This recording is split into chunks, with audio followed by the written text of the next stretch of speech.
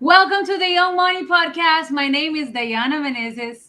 And I'm Vince Galanco from wheninmanila.com. And yes, this is the Young Money Podcast where we talk about people and their money, about their finances, how they got to where they are, how much did they have to spend in capital and all that, because it's usually a topic that people are shy about. You don't usually come up to Exactly. someone you know like, "Hi Diana, how much have you made recently?" How much do you make? Yeah, exactly. So How do I become you? exactly. It's a difficult question to ask at best. So it's not Yeah. really but it's important info because like if I were to go into a certain field, like if I were to be a doctor, you want to know how much doctors make. So some professions like that might be a bit easier to where there's rough Mhm. estimates of how much doctors make, but there's a lot of new businesses out there with young entrepreneurs where you like a normal person wouldn't know how much a gamer makes, you know? And maybe they wouldn't even try just because E- of it. So this is Exactly. the this is where you proper can ask any idol of yours how to be you, Po. In a Exactly. very nice way in financial matters. So who do we have for today, Vince? Today I'm excited because it's such a I know nothing, absolutely nothing about agriculture and plants and all that. I just know that plants are good for the environment. Plants are very healthy for you, and if you have them at home, it's good for your health. But now this guy completely turned it around to where usually when you think of farming in the Philippines, you think of the provinces, or in other countries, you think of the countryside, whatnot, far away from the city. And our problem is we're in Manila, and any farming is really far away. But this guy created something. It's called Urban Greens, where they have a building and they plant inside. So they're able to send amongst the many things they do. One thing is they send you fresh vegetables every week if you subscribe to their program. And I I think think they're I'm also gonna subscribe. I know, right? And I think they're Uh-huh. also trying to build some sort of restaurant. I'm not sure if that's pushing through inside the building as well, where they have those fresh greens. But yeah, let me please welcome our guest, Ralph Becker of Urban Greens, where they have a building in Makati that has, and I love his background, where you can actually already see that the plants being grown. And I believe the process is called hydroponics, but I'll let Ralph talk about that. Welcome to the show, Ralph. Hi, Hey, thanks Ralph. very much. Hi. Yeah, thanks for having me on the show. So as you come on, please do tell us a little bit more about yourself and Urban Greens. Yeah, thanks, Vince. So my name is Ralph, and I'm the CEO and founder of Urban Greens. And Urban Greens has been around for a couple of years, and our goal is to grow, as Vince said, clean and fresh vegetables right here in the heart of the city. So I'm calling you right now from our warehouse farm in Makati. So we're just along Osmeña Highway, Osmeña Boulevard here, and we've converted a 700 square meter space into an indoor vertical farm. And that's one of the systems you see right behind me, right there. Wow. So for people who don't understand what that means, what's the significance of I mean, what's indoor farming? Is that for a normal person they'll just be okay, I have a plant at home too. Who cares, right? Yeah, exactly. So indoor farming is a little bit different than just planting and gardening. So we do everything at scale. So again, we've converted the 700 square meter farm into this space, and it's called vertical farming because, as you can see, the system here behind me it's grown upwards. So we have different levels, and it's a little bit like. If you have a house in the countryside, it's maybe one floor, one level, you have a big garden. But if you live in a city, in order to maximize the space, you have skyscrapers and you have buildings that are upwards. So just to maximize the space, because the square meter price in the city is actually more expensive than in the countryside. The reason why we do it, even with the expensive cost, is there's probably the same reason why a lot of people live in the city as well, even though it's more expensive than in the countryside, because there's a lot more opportunities. You live here, our schools, our offices are here, so a lot of the consumers are here, right? So in order Yeah. to limit the carbon footprint or the farm to table distance and the transport cost, right? Because we don't have any transport costs, we don't have any warehousing, we don't have any of that logistical cost that you might have from shipping something from the province, or let alone from abroad, right? When it comes from miles and miles away. So it's fresher, grown here right in the heart of the city. And when we harvest it and when you buy it, it's actually harvested in the morning and you get it a couple of hours later. So it's as fresh as it gets, no pesticides. Those are one of the main attributes of our indoor urban Organic. farming. It's well, it's we can say organic because here in the Philippines, organic is still hinged around soil farming. In other countries, organic is anything that is grown without pesticides. Mhm. We don't use any pesticides either. So by definition, we can be organic if we were in a different country. Yeah. Mm-hmm. Ralph, I have a question for you. How did you start on your field? Like, Yeah, that's a that's really so good interesting, question. man. So I started this about 5 years ago. I'm half Filipino. My dad is German. My mom is from Cebu, and I moved here about 5 years ago. Before this, I was in Silicon Valley. I was in San Francisco for a couple of years. Worked for a big tech company, and before that, I was even in their headquarters in Japan, in Tokyo for a couple of years. So I have a little bit of a tech background, right, and design background. But I thought I would come to the Philippines. And when I came here, one of the things I noticed was that the vegetables and herbs and greens are actually more expensive than in Europe, where I grew up, or in Japan and the US, where I spent my last couple of years. And this is Fact. crazy because, yeah, fact, this is because the Philippines is such a lush and green country, and we're supposed to grow everything a lot better. And most things are cheaper here than in Japan or the US and Europe, right? Right, Right. except for vegetables, I found. And for those of you who've been abroad, it is actually quite expensive here. So It um, is. if you go to supermarket, vegetables are like a high-end supermarket, let's call it like a Rustans or so, right? They're actually more expensive. Good quality, but more expensive.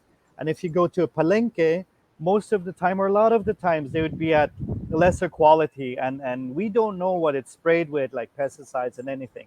And a lot of this stuff also comes from abroad. So I had seen Mhm. in the US and I had seen in Japan about this stuff called hydroponics, called indoor farming, called vertical farming. And I thought like, wow, someone should do this here in the Philippines, right? And I started this by actually building my own hydroponic system in my apartment condo in Makati. I looked it up on YouTube and I tinkered around, I played around with it. So I built everything by myself. And when I posted this on Instagram and Facebook, people were like, wow, this is cool. Can you build one for me? This is really great. We need this. And it was basically very selfish of me because I just created it because I wanted to grow my own fresh herbs and vegetables for myself. But then I found that there was an opportunity to do this on a There's a bigger scale. demand. Yeah, there was demand for it, right? People were asking me, can you build one for me? Can you grow stuff for me? Can you sell stuff for me to me? And that's when I did a little bit of calculation. I thought like, wow, someone should do this. And then truth be told, I thought like, hey, why don't I do it? And that really inspired me. So that was a really humble beginning. Ralph, I did want to Amazing. ask about that profitability. Um, because yeah, how do you profit? Is it mostly just selling the vegetables, or are there other ways to profit from it as well?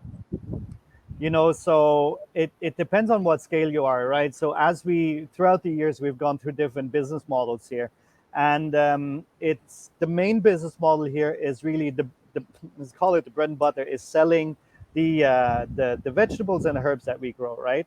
And we do it a little bit different than regular farmers do, right? Like let's say a farmer, he grows his fruit or his vegetables, right?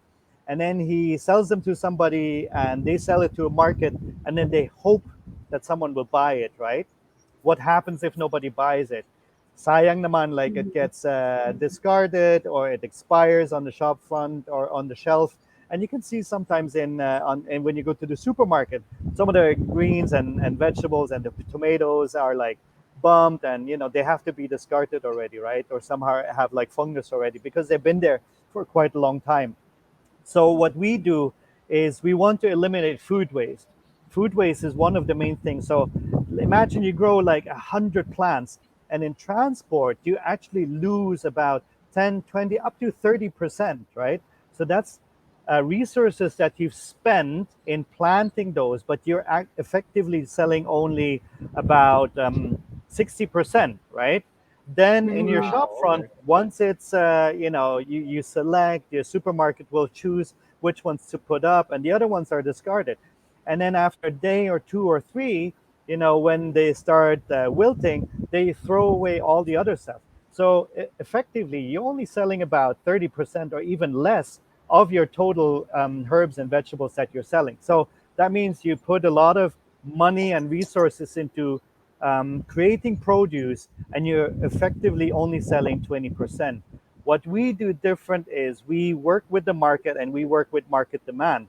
So we work with B2Bs a lot, and we work with supermarkets. So we get demand beforehand as to eliminate that food waste. And so even though we're a lot more expensive versus an outside farm, we can grow and we can sell a higher proportion, and percentage of what it is that we grow. Okay. Okay. So like for example, what are the steps to get where you are right now? For example, I want to start my own hydroponic business, or like, because I have my own personal questions for you later, but this is for our listeners. So, oh, okay. No, that's different, Vince. That's different. He's laughing about something, but anyway, the one, because by the way, I survived cancer just recently, and I really Wow. have to eat. Yeah, I really have to eat with very much care, so I completely understand all of this non-pesticide and all of this stuff, how important that is. So I have personal questions later, but for now, I would like to ask you, the concrete steps that people need to take if they want to have the same type of business as you. How did you get, like, so you started in your condo in Makati, and then people started looking at it and finding interesting. So due to that, like, popular demand, then you started supplying for people, but it then became a business. Was that like an idea, or how did you get there? Kind of, right? So it followed that similar step. So I built something out of my own, and I think in any business, it always works if you solve a problem that you've identified for yourself, right? And that's when you are most passionate about it, right? And be that farming, be that doing anything else, as soon as you've identified a problem for yourself, and you feel very emotionally invested as well to solve that problem for other people. Then what you do is you look at, this is not something new, and I've looked at how other people have done it in other countries, right? Instead of reinventing the wheel, you can actually look at how other countries have done it, right? What you have to be very careful about is that everyone solves it in their country because they have different environments, right? Particularly when it comes to farming, the Philippines is a very hot and humid country versus, let's say, the US or Japan or other Mm-hmm. countries, right? So we have different. We don't have winter, but we have storms and typhoons, and we're heading into typhoon season, right?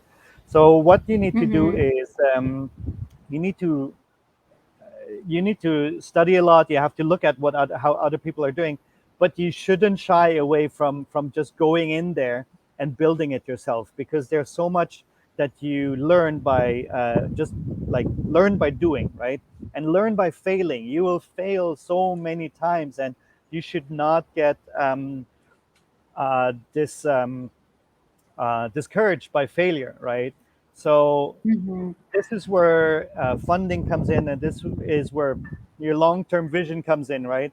But in order for you to succeed, and I guess in this counts for any business, right?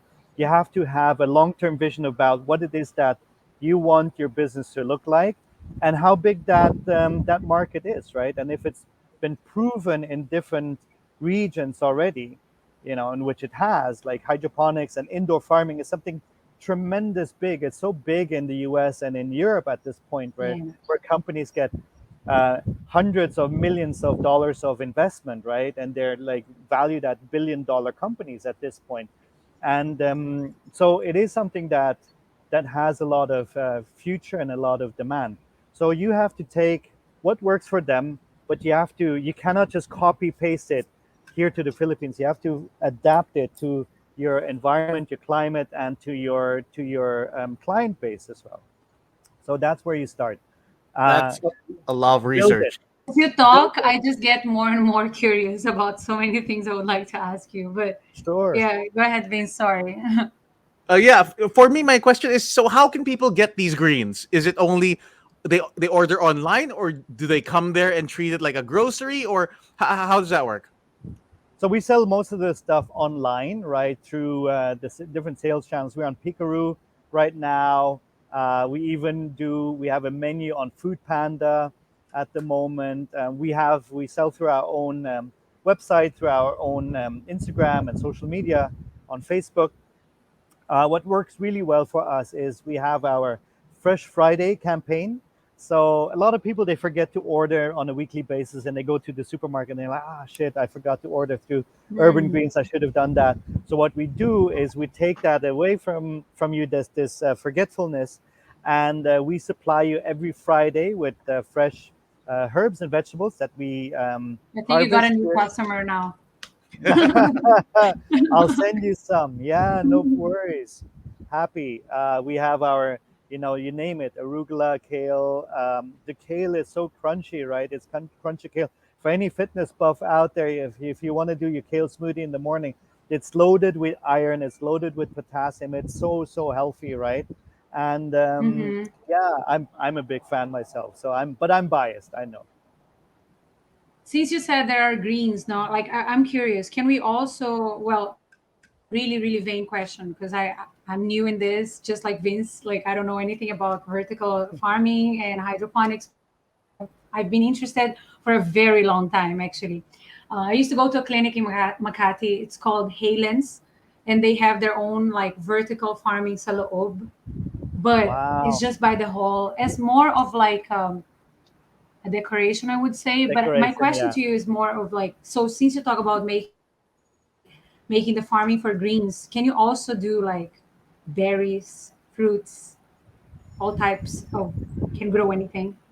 Yes, it is possible. We're It's possible. experimenting at the moment with all of those, right? So and as I said before, we grow based on demand. So we look at we talk to our clients first and look at what their demand is, and then it's all numbers based, right? You have to be a little bit of a numbers person, because you can grow anything, but you have to see about, like, how long does a plant grow, and then what can you sell the 100 grams for, or a kilo for. So you have to then you have to really calculate what is the most efficient plan for your business to grow, for sure. Because Ralph, I buy berries every week and they're so expensive in the They Right, Philippines. Oh are. my right. God. Like That's what's strawberries, right? prescribed by my Oh my doctor. god. Yeah, Yeah. I buy blueberries actually, blueberries, Oh my blackberries, god. and I Yeah. also buy, yeah, raspberries. And they cost me one box with 12 blueberries, and that's because I get from a good source. Cost me minimum of 3,500 pesos every time I buy, and that's for one type of fruit. And I'm not Wow. allowed to eat sugar. Yeah, so the berries for the ones watching us right now are the lowest in sugar and the highest in antioxidants, so it's really good for you. Very. And Yeah. I make them my popcorn, so they're like my snacks. So I spend a lot of money with fruits, and I was wondering if I can just make a hydroponic farming of like the fruits that I'm obliged to buy now. But if I could actually just make them myself, that would be great. So yeah, so that's why. Because like, well, aside from that, follow up question then on that, we all know that before we have to wait for seasons, right? Does that change when it comes to hydroponic farming? Because now you can kind of like control the climate. Am I correct? I think here in the Philippines, Please the enlighten biggest me seasons. Yeah, we're not affected by seasonality, if that's the bottom line answer. So because now we're heading into typhoon season and rainy season, right? And before this, it was summer. It was really hot. It's hot and dry, and then it gets very wet, right?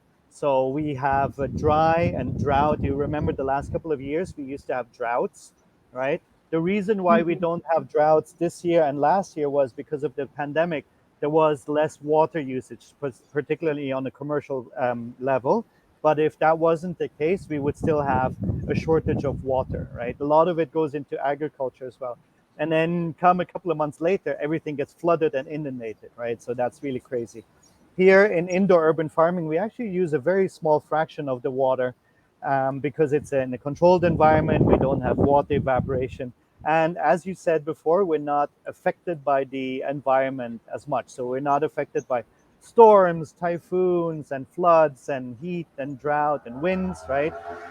uh, and volcanoes, because Mhm. hey, the reality is that we also have volcanoes here in the Philippines, that once a Yeah. volcano erupts, right, it covers all of the farm fields with ash.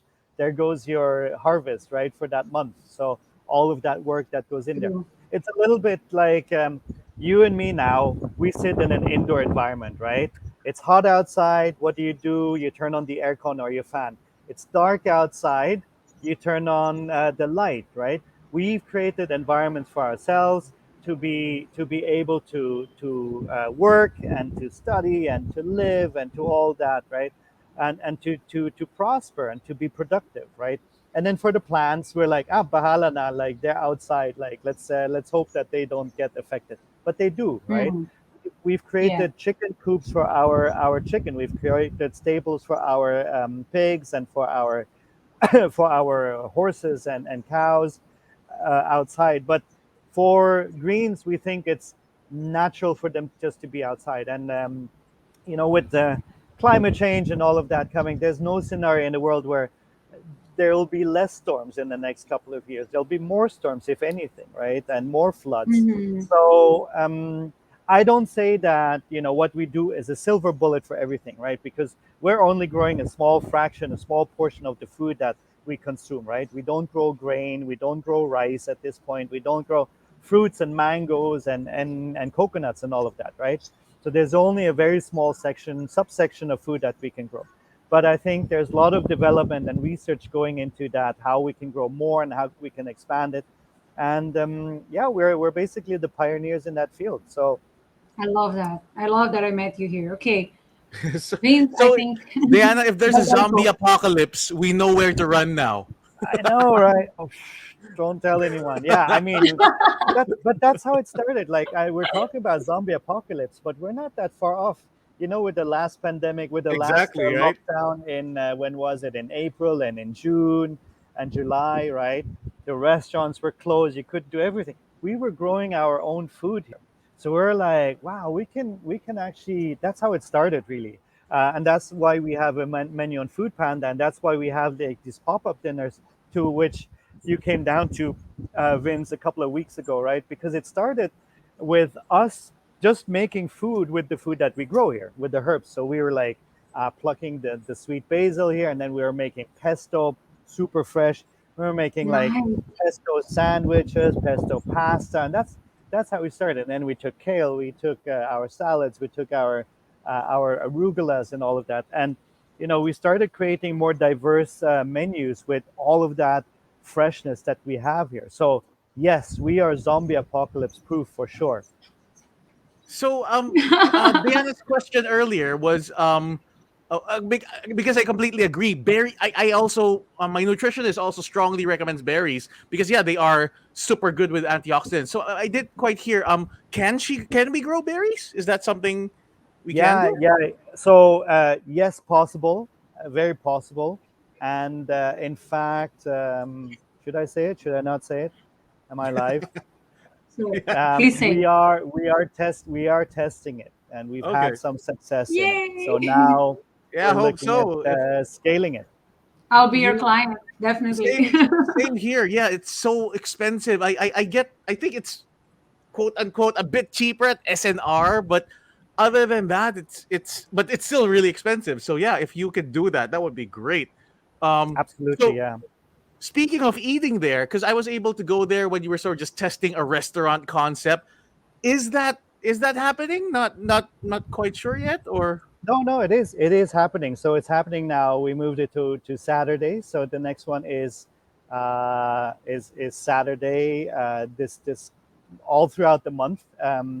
So that's, yeah, we're keeping it. With the pandemic, we're keeping it at limited seating, so you have to book ahead, and it's a four course meal, and Wow, where nice. we invite you to harvest yourself. So, how often do you know where your food comes from?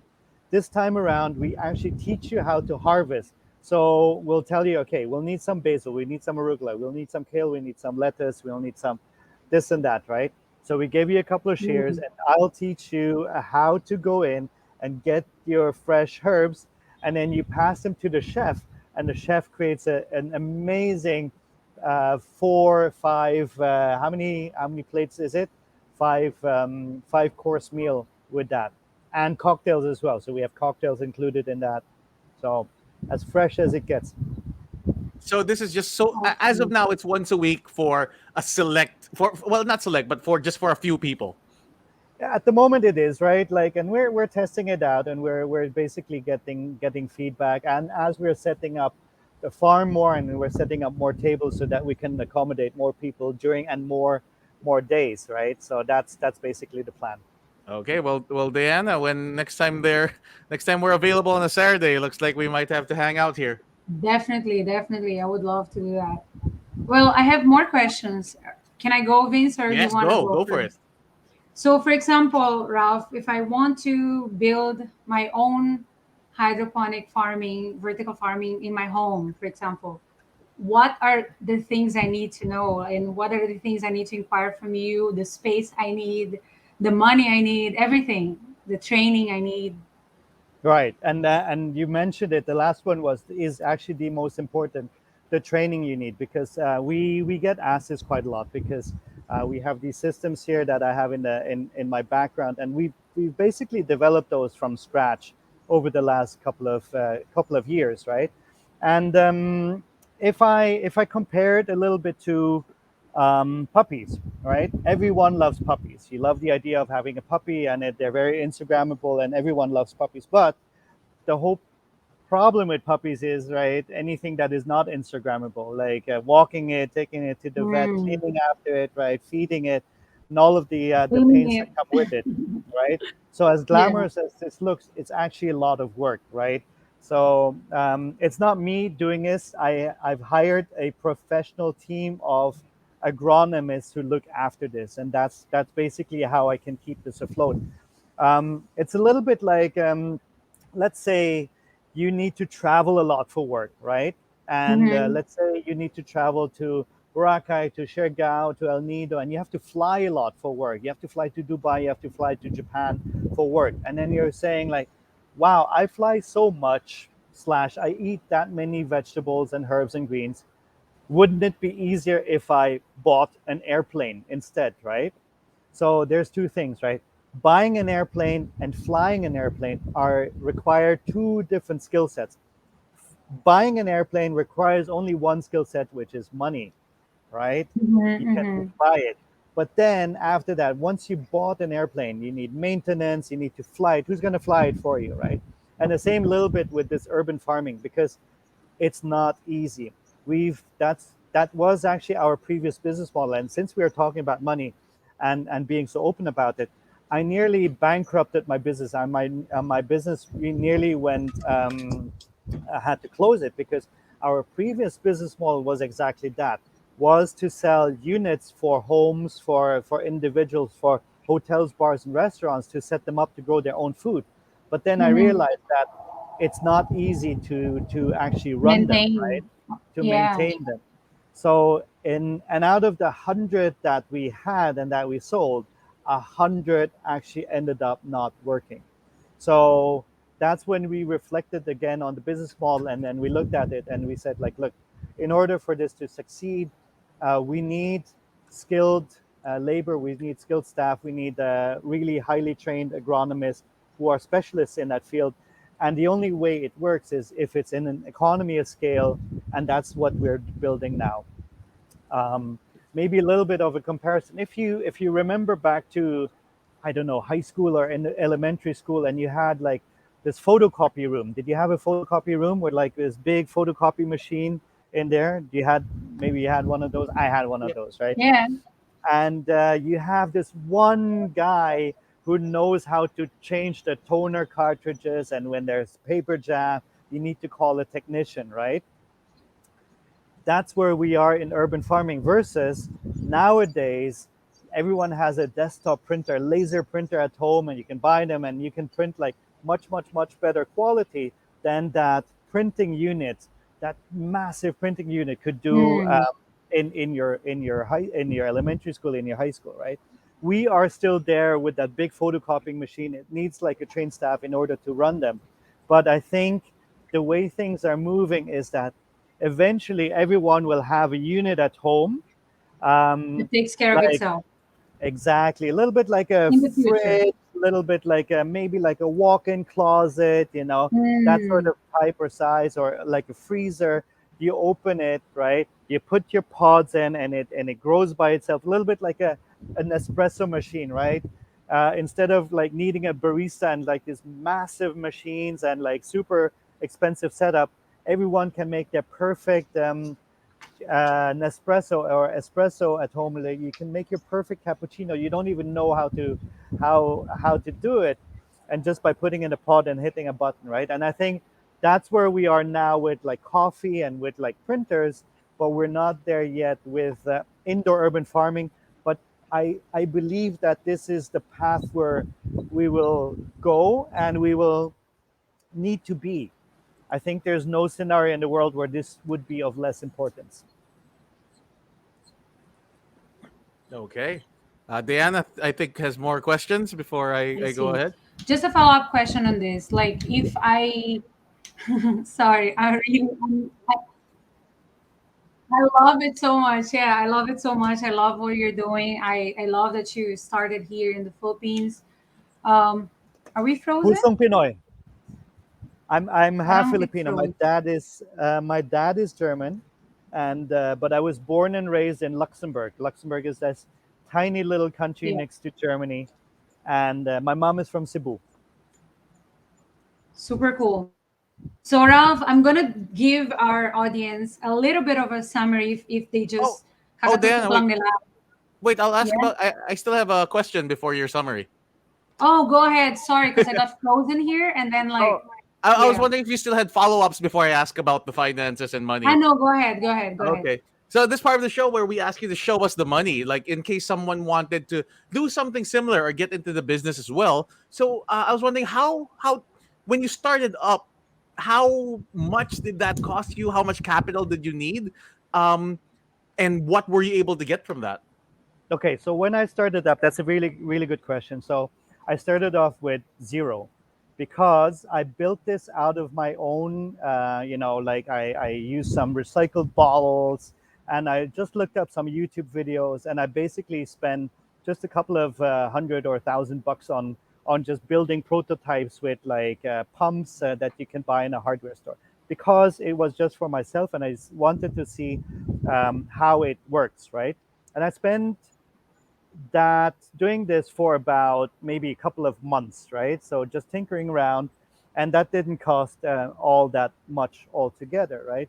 It's only when you start thinking about larger scale and when you start hiring more people, then you obviously have to find the money to hire your CTO or your COO or your agronomist. That's when you start needing a little bit of money, and I raised that through friends and family rounds, right?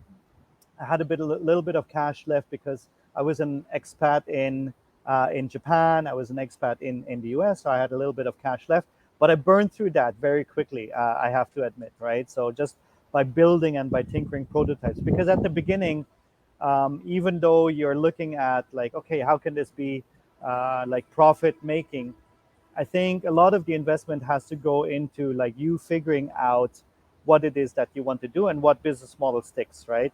And particularly, let's look at it this way: 5 years ago, it was a completely different agricultural scene here. Now, it's very easy to buy hydroponic stuff here in the Philippines. You can even go to Lazada and to Shopee, and you type in hydroponics, you'll find like small prototypes and all of that. First of all, before that, we didn't have Lazada or Shopee. You'd have to buy it from abroad, like through maybe through eBay or other paths, or you have to go there. And a lot of this stuff was not as readily available as it is now, right? So right now it's a completely different scenario than from when I started. So One so thing, Ralph, oh, go ahead. Sorry, go ahead. no, go ahead. Sorry. So I wanted to ask, if a follow up on that, where, you started, things were free, you built things on your own, but it was just for yourself. So if people, and you eventually got investors, but you already had a plan to scale a lot, is it possible for people to, let's say, they want to maybe sell a few things in their garage, sell a few tomatoes or whatever, or even maybe they have a There baking really is, business yeah. and they want to make their own whatever Like plants they me. need. Yeah, so is that possible at a small scale, without an investment, or do you think at a smaller scale, let's say my garage or my extra room in the house, would I need to invest a little bit already? And if so, how much do you think that would be, roughly? Okay, so talking numbers here, that's what the show is about. Like the setup here behind me, all in costs about 250,000 peso, right? So that's quite a high And cost. for non agriculture people like me, Diana, what is that behind you, and what can it hold? What can it do? All right, here I'll show you a little bit here. This is one of Yeah, It's one of it's like my on Disneyland to camera. me. Ralph, by any chance, could you real quickly turn off the light because it's just glaring on camera? So it's one Okay, big okay, okay. white, so we can't see it well. Right. Give me a second. That's huge though, huh? That's big. As long as the Give me a plants don't die second. if you kill the lights for 2 seconds. Yeah. Mm. Oh no, that should be all right. Here you go. Yeah, Uh, there you go. Look right. at that, Wow. Diana. Oh my So god. nice. It's That's so cool. indoor. It's so cool. I'm so glad Um, we had this episode. Oh my god. I've been looking like what he's saying, like looking online, and it's not the same thing though, because like what he's saying, even if it's coming from his own business, you still need training, you still need guidance. You can't just like buy something online and expect it to work at this point in life, right? It's not that exactly. advanced. Yeah. Exactly. So now back to the Um, question: what are those, and what if I were to invest into that? What will it do for me? So you have okay. 250,000 worth of that So setup, and how much, like, right? Vince, go. Yep. okay. So here's the thing, right? Um, it takes about 6 weeks to grow a plant, right?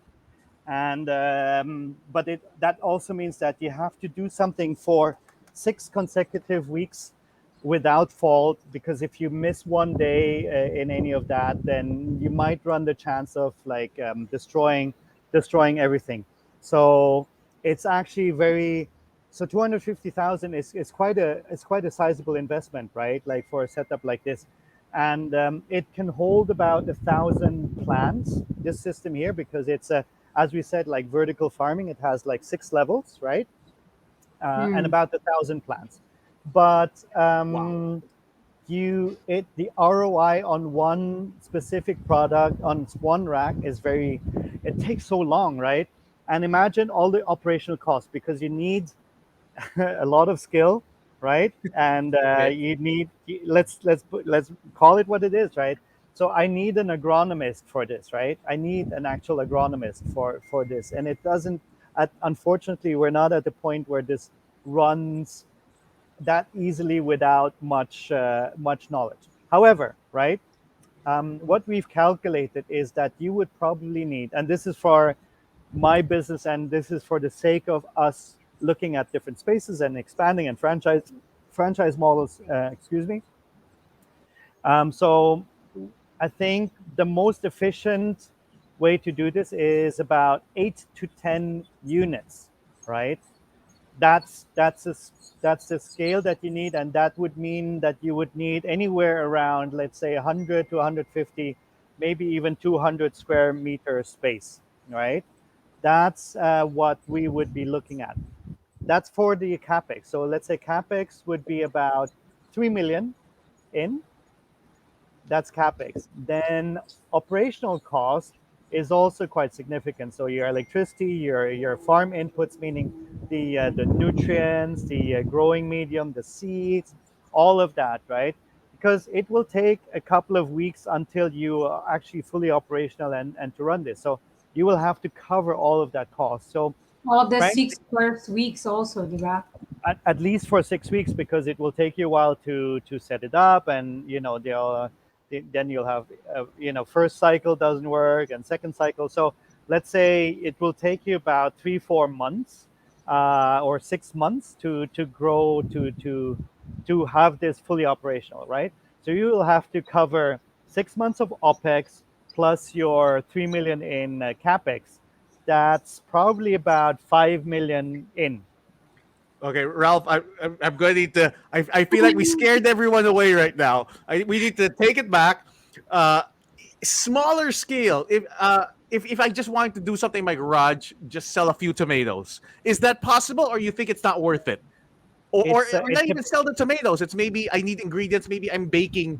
A lot of the online deliveries they do home cooking. Maybe I just want to make my own whatever ingredient. Is that right. feasible? If you were to look like a salad in a hydroponic system like that takes 6 weeks to grow, right? Okay. And that's 6 weeks of your attention and every day, like doing something. Consider it a puppy, right? 6 weeks of Hmm. puppy training.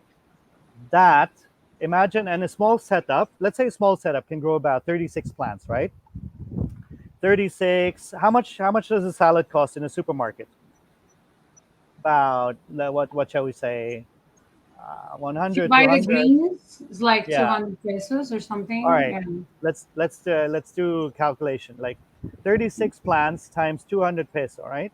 You would get 7,200 peso worth of produce after 6 weeks, right? hmm. So let's divide it by 6 weeks, and you can only harvest it after 6 weeks. So if you want something every week, let's say out of those 36 plants, you have to plant six, and then six, and then six, and then six, and then six, right? So let's say every week you would get six times 200 peso worth. That's 1,200 peso worth of produce every week, right? With the setup. Is that worth Okay. your time and investment and So, capex costs that you will have to put in, electricity costs and all of that, versus you just going to the supermarket and buying that produce? Now, of course, it feels different if you've grown it yourself, right?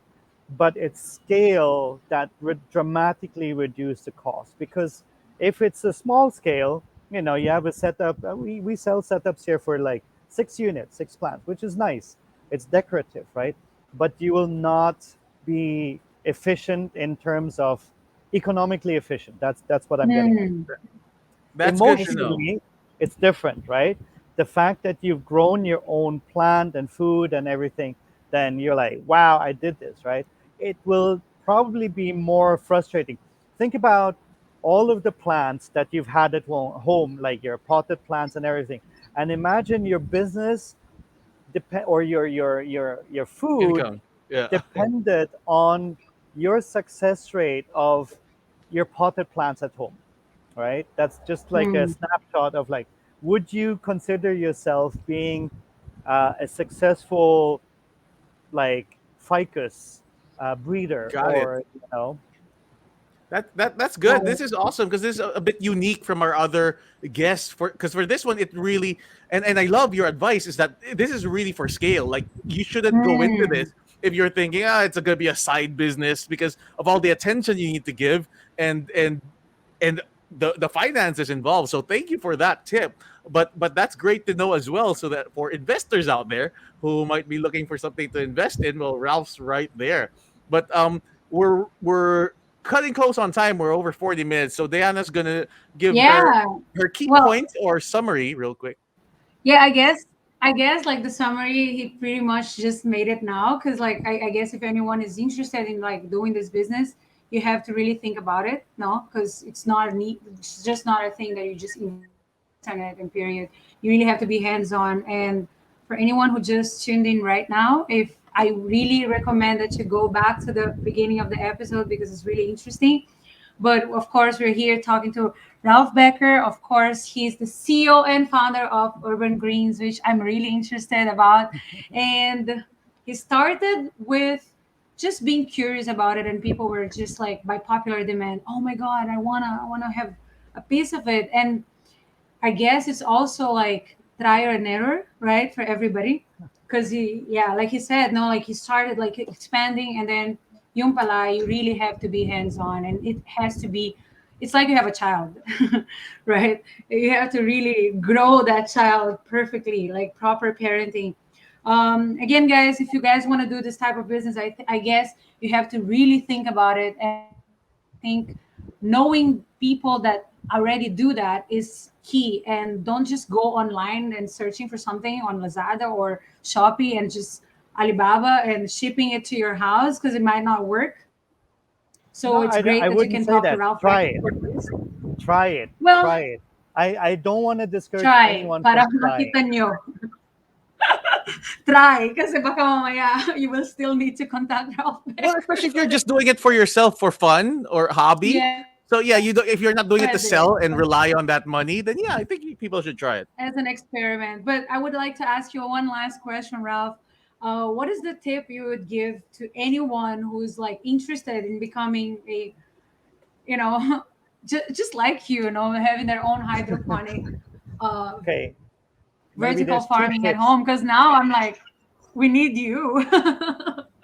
There's two tips. So if you have a vision for this, then like stick to it. And this is now after 5 years, so there's been a lot of hardship, and I think I've basically nearly had to fold my company two or even three times if I count within this year, where I was very close to bankruptcy, right? And it's not for everyone, like any startup, right? Like you have to have a vision, but you have to stick to it, right? And second is know your, the vision is one thing, right? But know your numbers. And this is really Mm, what what Vince said as well. Like, if it doesn't make sense on a small scale, that's the only reason why we had to scale up, because we ran the numbers. And this is this is something that the bigger you grow, the bigger it is. Like any, like if you have like a tuna canning factory, right? If you have a factory and you make only two tuna cans, that's not going to be worthwhile, right? Like it's everything is in scale and mass production. mm, So this really makes sense in terms of when you grow it. We can set this up in every barangay. People talk about cost and its high cost and everything. Cost is relative to your output and to your profit, right? If I yes, I have high electricity costs. Yes, I have high setup costs, right? But I also have high margins, and I have very low, let's say, no warehousing. I have no transport costs, right? I have no cooling, freezing, and etc. Right? So even though we are in the city with higher rent, higher electricity costs, but we can the margins, the amount that we grow is quite high, and it's still a very profitable business. So do your numbers, get your numbers right. Puso and everything that is really important, right? But if you don't have the numbers right, then it's not a viable business.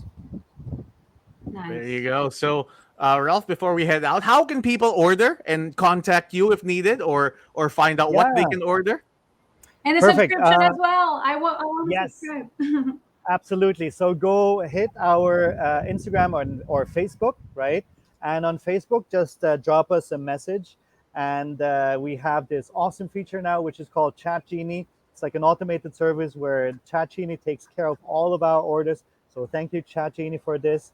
And our Instagram page, you'll drop us a line. We have a link tree in there, and you can order directly from us right there. Is this Well, the there one? you go. That's the one, yes. I just followed you. Yeah. Okay. Cool. Well, Awesome. Diana, I think me and Diana want to sign up already for the subscription, so I'll introduce Definitely. you on Instagram is where we're talking. But yeah, thank you so much, Ralph, for the info. Thank you for being our guest. Thank Oh my you. God, that is an amazing business. We don't have we're way over time already, and we still have so many questions. So maybe we'll do a part two in the future. But thank you so much, Ralph Becker of Urban Greens. Really appreciate that. My name is Vince from WhenInManila.com. My name is Diana Menezes. And this was the Young Money Podcast with our guest, Ralph Becker. Check them out at Urban Greens, and we will see you guys next time. Bye bye. Thank you.